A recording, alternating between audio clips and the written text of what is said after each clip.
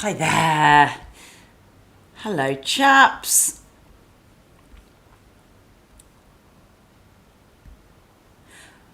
Hello, everybody. Kate Stirling here. Very nice to see you. I'm doing this live from the kitchen, and I think I've turned off the dishwasher. But if you hear any beeps, then that is precisely what it is. It is the dishwasher. But anyway, how are you? I hope you're all well. It's been a lovely, beautiful, miserable May week here in the UK. Summer just is very much not wanting to join us, it seems.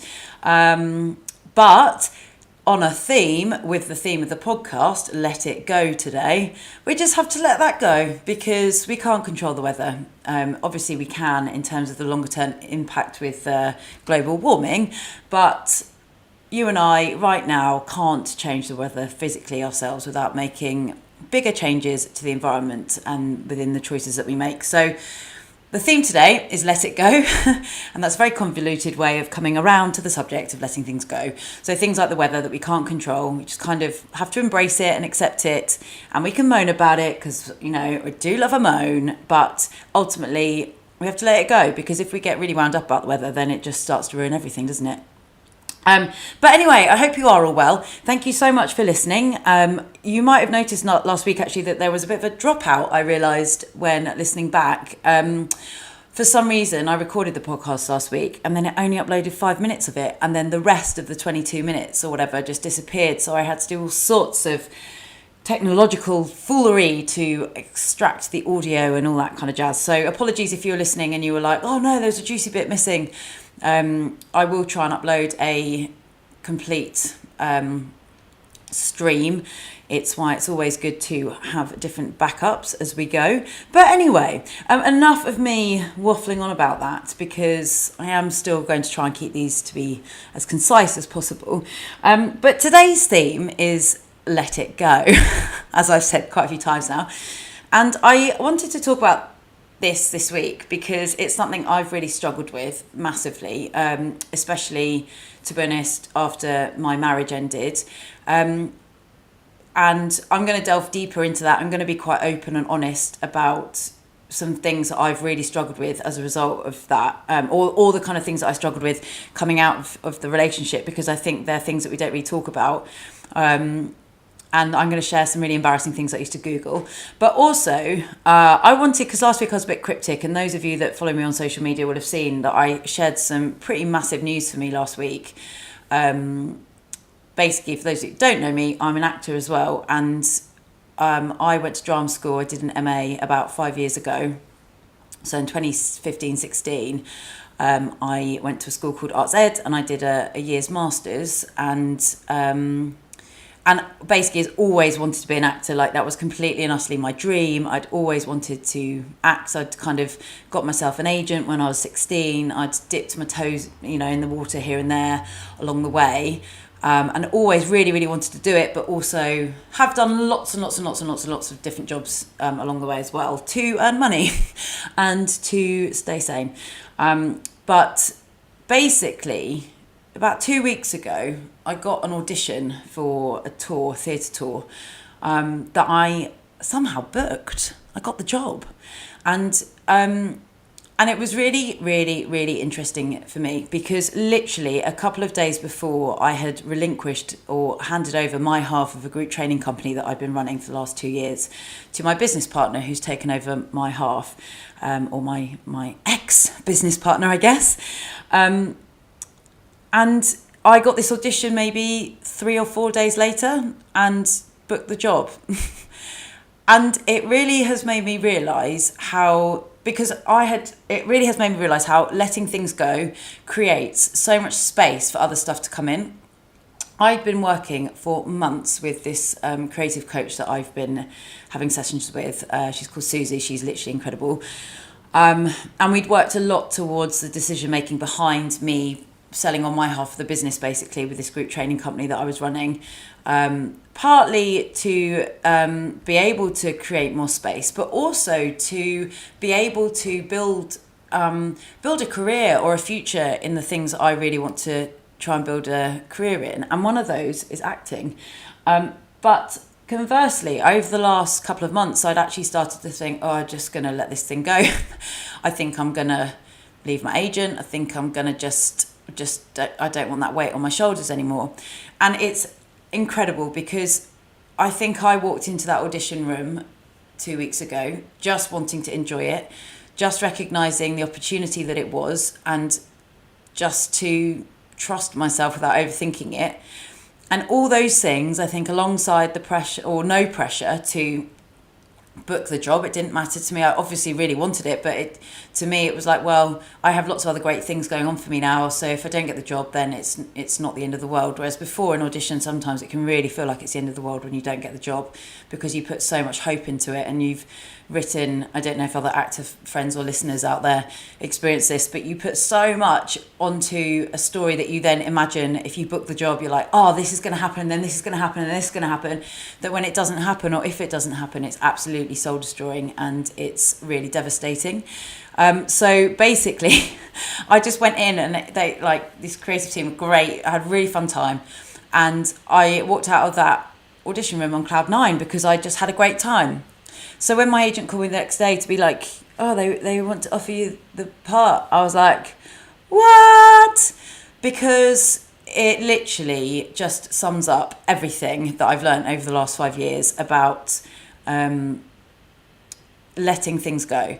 And I had let go of the idea of me being an actor. When I was a kid, all I wanted to be was an actor, and it became such a focus point in my thinking that it was almost like I couldn't do anything else. Like I never really went on holidays. I worked all the time to try and earn money so that I could do jobs that were really low paid, or, didn't pay at all, which is really, really sadly common in the industry, especially when you're starting out. And it's just not mental, bad choice of words, sorry. It's just unbelievable to me how sometimes that space, so, not running the group training company, giving myself that permission to put myself first for once. I do put myself first quite a lot, but generally I always prioritise other people. But just thinking about what did I want? I trusted myself. I went in there and I looked down, or I didn't even look down on my wrist because I trust myself at this point in time enough to not need to look at my tattoo on my wrist that says trust in my handwriting for those moments that I need it. I just went in there fully believing that if it was right, it would happen, and if it wasn't, it wouldn't. And that non-attachment to the outcome meant that it was a really stress-free process. I didn't obsess about everything before going in. I didn't overthink everything on the way out. And it just was meant to be. And the reason I share that story is that 5 years ago, I thought, when I left drama school, because I had a great role in our final play, I was like, this is it. My life is now, this is going to take off. This is the thing I've always wanted to happen. This is going to be that dream career. I'm going to end up in Hollywood. I'm going to end up on the TV. I'm going to be really successful. And basically what happened was that I walked out because my marriage came to an end. And it was really complicated because I'd got married in the first week of drama school, and the marriage came to an end at the end of drama school because I had changed so much, and we, within the relationship had shifted so much, and we just had to have some very, very frank and honest conversations about where we were heading. And like I always say, we were just two people who I think loved each other dearly, but we were different to the people that we'd met when we first started going out. And, I can't talk for my ex-partner's story, and I would never want to do that. But it is important to me to share, because what then happened was that I struggled for so many years to let go of so many things. And I would literally sit there with my eyes scrunched up, like, for God's sake, let me let go of this relationship. Let me let go of his family. Let me let go of all the stuff that had become, much deeper than just the relationship, because you create an emotional bond with people. There's love. Like, even if a relationship doesn't work out, there is so much love perhaps left for that person, because whether you've had a life together or regardless of what's going on in the relationship, as two people, you have most of the time loved each other on such a level that it's like, in a breakup, all of that stuff comes back up, because often by the time a relationship comes to an end, things aren't perhaps what they used to be. And it, like, the stuff that came up after that just blew me away. And that was why I had to go and do lots of other different types of jobs as well, because I was just a mess after the breakup. I was so surprised by how much it knocked me back emotionally, by the grief. Even now, you can probably hear it in my voice a bit, like, it was such a tough time. And I think that it was also really tough because, you know, these dreams that we have, I had written such a strong story for my future. I had inked that narrative of what my life was going to be like, printed that story. And so when it didn't work out, I couldn't let it go. I couldn't let go of the fact that my life had changed and I was suddenly really vulnerable and really isolated in a way, because I felt isolated, and that was my response, that was my reaction, because of the fact that so many other things had changed. I'd had to move out of the place that I'd lived for years. I had to, you know, that sense of moving back in with my parents, the social stuff, the identity stuff, the fact I'd had this an amazing year at drama school and then suddenly was like, oh my God, I don't even, like, I'm here earning £50 a day as a receptionist. And that's where I was before I went to drama school. And the whole idea of going to drama school was I didn't have to do jobs like that anymore. Not that there's anything wrong with jobs like that, but I'd done them for a very, very long time, and I had lots and lots of bit part jobs that just kept me going round and round and round and round in circles. And then all the other stuff that comes up about, like, letting go of care about people, it's just inherent that you do carry a love for them. And I would, what is this feeling that I still have? Like, why do I, like, what is this?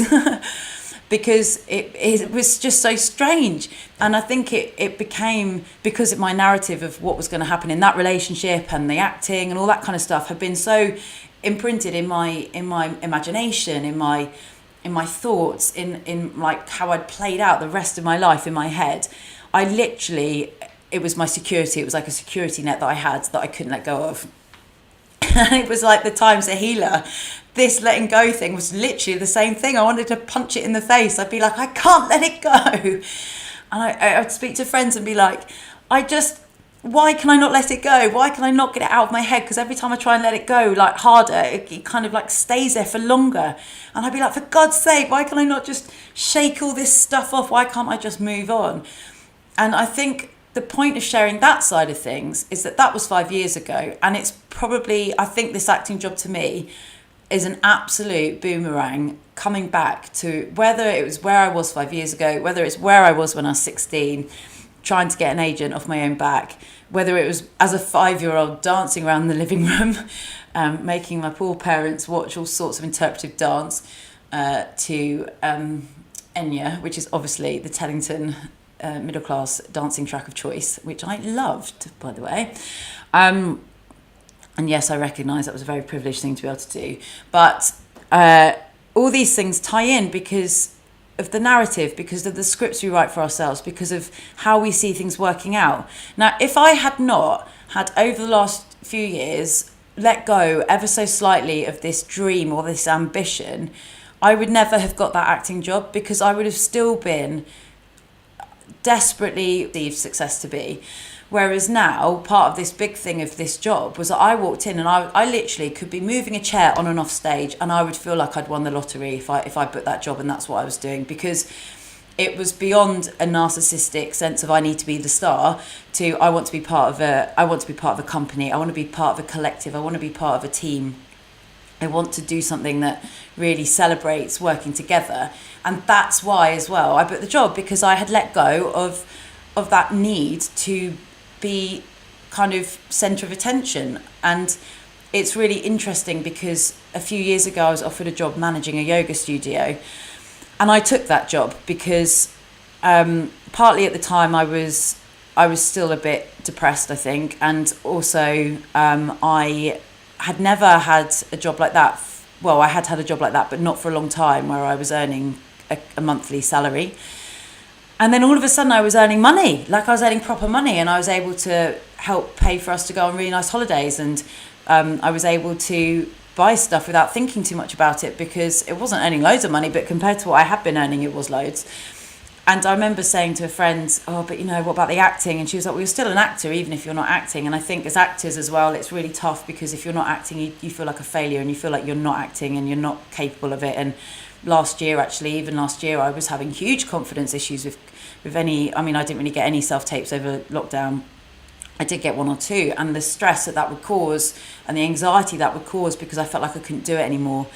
And of course, like, all these things are connected, you know, when I left drama school and the trauma of the divorce for me, because I do think it was really traumatic for me. And yes, like, I'm sure some people are like, oh my God, it's just a breakup, and those people get divorced all the time. But there was a huge transformation that happened as a result. And that self-development that happened as a result would not have happened without the divorce. So I'm really grateful for it. But it wasn't without its, like, pain, and it wasn't without its, like, grief, and also just letting go of everything that I had imagined.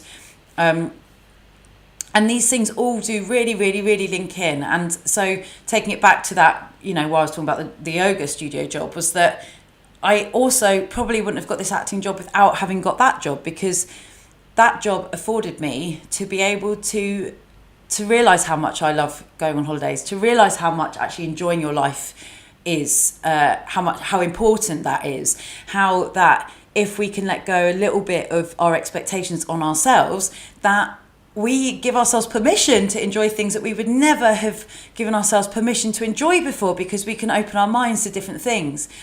And so we let go of our own trajectory almost. We trust that whatever is going to come is going to be really exciting for us, even if there is a jungle to wade through, even if the journey to get there is, like, atrocious.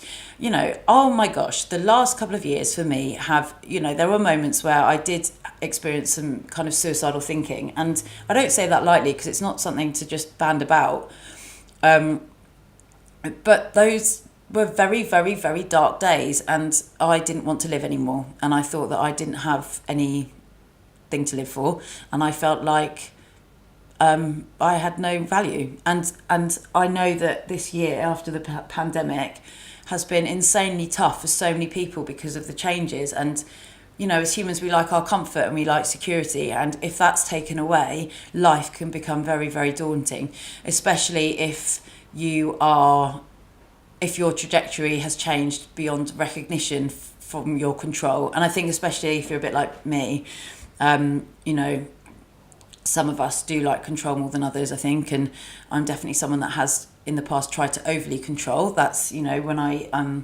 had an eating disorder, I had anorexia when I was a teenager. That's not at all anyone else's fault. It was just my way of controlling and dealing with my own thoughts of worth and value.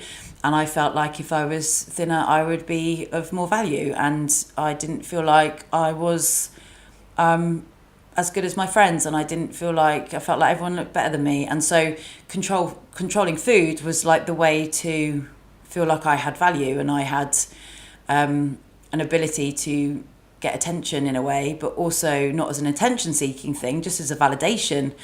And again, like, I've got incredible parents and I have incredible friends, so it's not that, it was just my response to the world.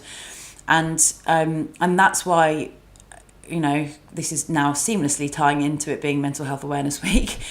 This is why we just cannot judge those that are experiencing mental health challenges, because after my divorce, I had a real mental health challenge. Like, I became a different person entirely. I was not myself, and that was because I was depressed, and I was really, really, really, really, really, really sad, and also just really lost. And because I had put so much on that year at drama school, stability that I had written for myself being whipped away. And again, because at drama school, it's, you know, you are encouraged to play and you're encouraged to explore different aspects of yourself, and you're encouraged to really put yourself out there, which was where that whole trust thing came in. I can't remember if I shared this story, but I had a teacher that was basically just kept saying, you've just got to trust yourself to be the very best version of whatever you're giving at that time. And that was why I got it tattooed on my wrist, because I was like, I really like that. I really need that reminder sometimes. But without letting go of everything that came next, and I definitely held on for far too long, you know, whether that was to nostalgic memories that weren't the true reflection of whether it was a relationship or friendships, or exchanges, we like to cling to the rosy things, and we kind of conveniently forget about the challenging bits and pieces. And within all of that, I started writing because it was a way of letting go. It was a way of releasing everything that was inside of me that I couldn't verbalize. I found it very, very, very difficult to verbalize stuff. So if you are going through something really challenging right now, whether it's a breakup or this past year, and you're wanting to let go of someone or something, writing it out can really help. It's like a real purge of the insides. And I started writing a book which I called Grief, Trust and Fairy Dust. And to me, getting this acting job has been the fairy dust. It's perfect beginning to a new chapter. So the whole premise behind the book, and it is all about the letting go bit really, is that in any breakup or any loss of life or any change, there is a sense of grief. There is a real process of grief, of loss, of pain, of trauma. So the premise behind the book was that you have to feel the pain, you have to feel the grief, you have to experience it. You can't hide it. You have to work through it. You have to acknowledge it, feel it, see it, like hear it, however it comes out in. You have to trust the process. So you have to trust time, the arsehole that it is. You've got to trust the work that you do on yourself, the work that you can then use as an opportunity, because there is huge opportunity in loss, to realise how short life can be, to realise how amazing you can make your life if you want to make it amazing, how much power you have in the choices that you make, and also just trusting the feelings that still continue to come up and what it means, or maybe not even thinking about that, and letting go and trusting yourself that what will come next will be right for you. And then the fairy dust, which is like the glitter and the sparkle and the magic that comes as the reward for absolutely fighting through and not giving up. And so getting this job last week was like, oh my God, this is the right time now. Like I've done the grieving. There will still be moments of little waves of grief here and there, possibly throughout the rest of my life. It was a big relationship for me. There are still things that I'm adapting to when it comes to social situations. I still struggle with that. I still have a lot to let go of when it comes to those thoughts. But that's not something I can force. I have to keep just focusing on different things. And then you trust all the things you learn as you come in. So all the stuff, all the different jobs that I've done, all the listening to people's opinions, all the discussions, all the things I've tried, challenging myself in different ways, and investing in different ways, whether that's holidays or coaches or your health or your lifestyle, treating yourself. Like for me, it was treating myself to slightly nicer wine, treating myself to permission to have wine, giving myself permission to eat great food and not starve myself. All these kind of things, which over the last 5 years I have had to still work at. And I'm in a much better place actually for the pandemic. I've had to really face up to some stuff still that I had clearly with food and things like that, like bad habits from the past. And then the fairy dust just comes when you've released enough space for it to come in. And without having sold on this half of the company that I had, for example, I wouldn't have even said, yes, please, I'd like to be put up for this job, because I would have been focused on the company. I would have been, my priorities, my loyalty was always over the last couple of years, has always been with the group training company that I've been running. And that has stopped me, not for any bad reason, but because I've been needing to build that confidence and that security in different ways, but without passing that on and without being a bit scared, terrified actually, to do that. Even though I was training, or I am still training for this company, and I will do until this tour comes up, trusting that it's okay to also know that I don't know what's going to happen at the end of this tour. Like I'm not holding on to anything. Like goodness knows what's going to happen over the next few months. We have no idea. Like this year has taught us that things can change very, very quickly. And I think that, like I said, our lives are, and that sometimes you do have to be brave and let go of, whether it is let go of security almost. Like I'm letting go of security by taking this acting job, because I have security now in my weekly sessions that I take. When I come back from my job, that's not going to be there. So I'm letting go of my control, and trusting that I will be able to make Stirling Fit work even better, and I will be able to build other things, and I will, all these other things that then have possibility. And I think I am not saying you should go and quit your job, and that's not what I'm saying. And I think that it's personal for all of us. This podcast might not resonate for you at all, but I think that we can let go of also the narratives that we're not taught necessarily, but that society shows us as well. So, we don't have to do what everyone else is doing. We can be completely independent of everyone else. It's our lives. It's your life. And so letting go of even like gender stereotypes, letting go of what you think you should do rather than what do you want to do. That is something that I've had to work on a huge amount over the last couple of years. I have never been very good at being like, well, I want to do this. It's always been about like, well, what will benefit other people? And this job, like I said, this acting job I just went in there and I not in a selfish way, or maybe it is a bit selfish. I was just thinking about, this is something that I've always wanted to do. I've always wanted to work in the theatre. I've always wanted to be on stage. And that was the kind of attitude that I went in with. And now the reality of it is that there is a lot of work coming up. And that is terrifying in some ways, but that's okay as well. So again, letting go of fear, letting go of the stuff that we attach to ideas. So I've really enjoyed this podcast today, as always, and I think I'll leave it there and maybe I'll do another podcast on tips that have helped me with letting things go. But ultimately, I think the final piece of advice I can share if you're really struggling is that you can't think about letting go and it will happen. It's like you have to keep working in different ways. It's not as simple as just saying, I'm going to let that thing go. It's about distracting thought or putting energy into different areas, channeling what you want to do with your life, focusing on your path, focusing on your lane. Don't put those blinkers on and just keep focusing on you. And then weirdly over time, the arsehole that it is, over time things shift, and that is where the letting go comes in. That is where it lightens. That is where opportunity comes, and it's the attachments to all those things that you had before. They might still be there, but they won't be as strong. They won't be as all consuming. So keep focusing on your lane. Keep focusing on your path. And just know that if things are really tough right now, keep trusting the process. Just keep doing the positive things that you can do for yourself. Keep looking after yourself. Keep prioritizing yourself. And give yourself that space to trust that other things are going to come in, and let go of that control ever so slightly if you can. I hope you have an incredible week. I really loved chatting. I could chat for days to you. But have a wonderful rest of your week.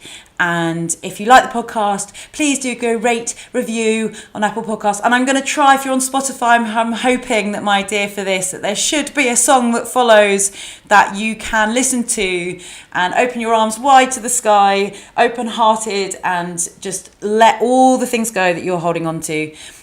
Just dance, let it out. It might not work, and this could be all very much embarrassing and a lie. And if you're not listening on Spotify, basically, go and find this one on Spotify. Go and find or on Apple. Go and put "Let It Go" on and have a dance. Sending you loads and loads and loads of love, and have a great week. And I will speak to you soon, I'm sure. Bye.